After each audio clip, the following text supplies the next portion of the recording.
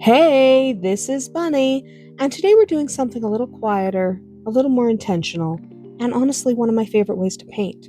We're focusing on one mini and one mood. No bouncing around, no trying to do everything at once. Just sitting with a single miniature and letting a specific emotional tone guide the entire paint session. When I say one mini, one mood, I don't mean we're painting emotions into the figure's face or turning the miniature into some kind of metaphoric sculpture. I mean, we're choosing an emotional atmosphere before we ever touch a brush, and then letting that atmosphere quietly influence every decision we make as we paint. A lot of the time, when people talk about miniature painting, the conversation revolves around techniques: layering and blending, edge highlights, glazing, speed versus precision. All of that absolutely matters, but what doesn't get talked about as often is intention. The emotional lens you bring into a paint session can completely change the final result, even if you're using the same tools and the same skill level. So today, instead of asking, what color should I use, or how do I paint this correctly, we're starting with a different question. How do I want this mini to feel? Sometimes I'll even pick a tiny mood reference before I start. Nothing complicated. It might be a single word on a sticky note, a quick mental image, or even a piece of music that matches the tone. Not because I need ambiance to paint, but because it keeps the session from drifting.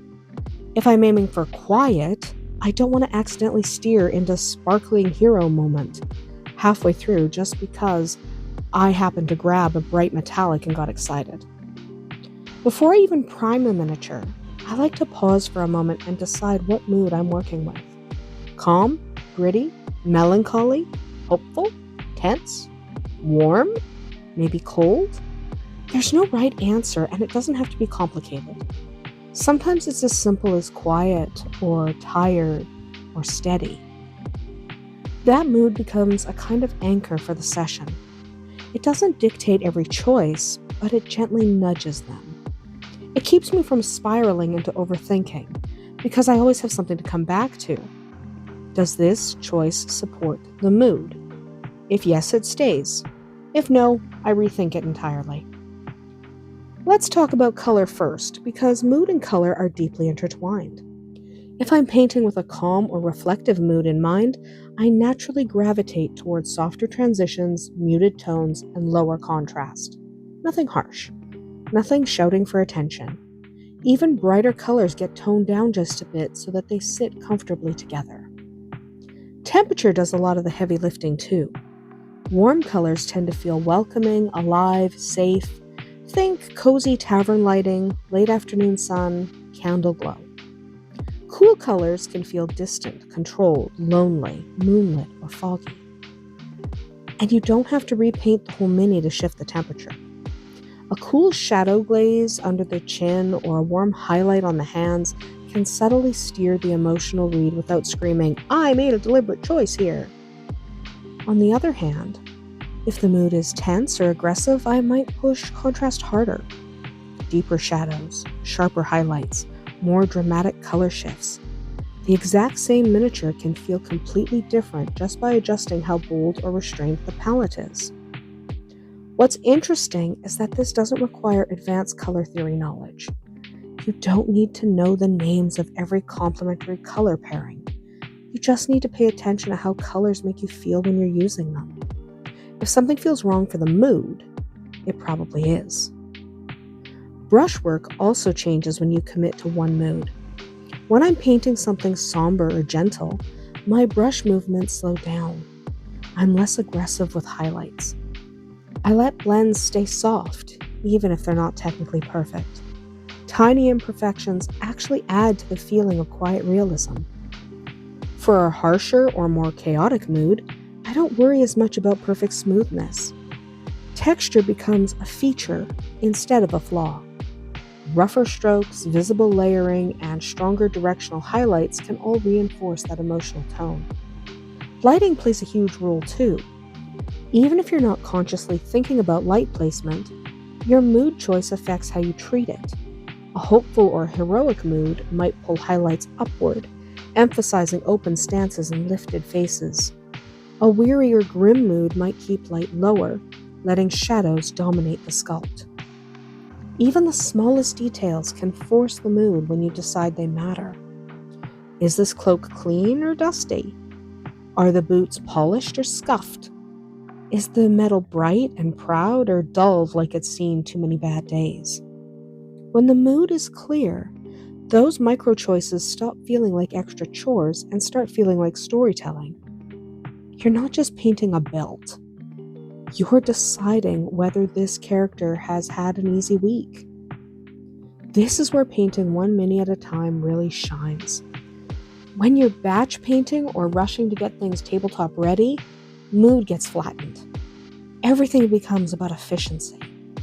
But with one mini, you can afford to let decisions breathe. You can repaint a section if it doesn't feel right emotionally, not just technically. Another thing I love about this approach is how forgiving it is. If something goes wrong, you can often reinterpret it through the lens of the mood. A slightly muddy blend might feel intentional in a grimy, battle-worn piece. A soft edge might enhance a peaceful or dreamy miniature. This takes a lot of the pressure off. You're no longer chasing perfection for its own sake.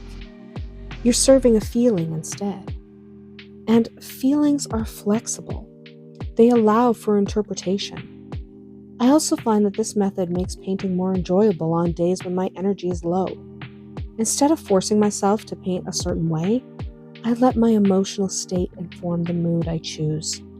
If I'm tired, maybe the mini is tired too. If I'm calm, the piece becomes calm. That doesn't mean the miniature is a self-portrait. It just means the session becomes a conversation instead of a performance. You're responding to the work, not trying to impress anyone. One mini, one mood also helps with decision fatigue. When you're overwhelmed by choices, having a single guiding principle simplifies everything.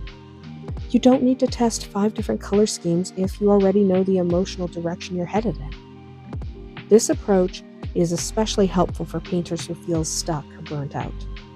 If painting has started to feel like a checklist instead of a creative act, shifting focus to mood can bring some of that joy back. It reminds you of why you started painting in the first place. Over time, you might notice patterns. Certain moods lead you towards certain colors or techniques. That's not a limitation. It's a personal style emerging. The more you practice painting with intention, the more your work starts to feel cohesive and recognizably yours. And the best part is that this doesn't replace learning technique. It works alongside it. Skill gives you more tools to express a mood, but mood gives your skills direction. One without the other can feel a little hollow. If you want to try this yourself, start small. Pick a single miniature. Before you prime it, name the mood out loud or write it down. Keep that word nearby while you paint. Every time you're unsure, check your choice against that mood. You might be surprised how much clarity that brings, and how much more connected you feel to the finished piece. That's about it for today. Let me know in the comments what mood you'd want to paint next, or if you've ever noticed your emotions sneaking into your minis before. I hope you'll be back with us next time. Bye!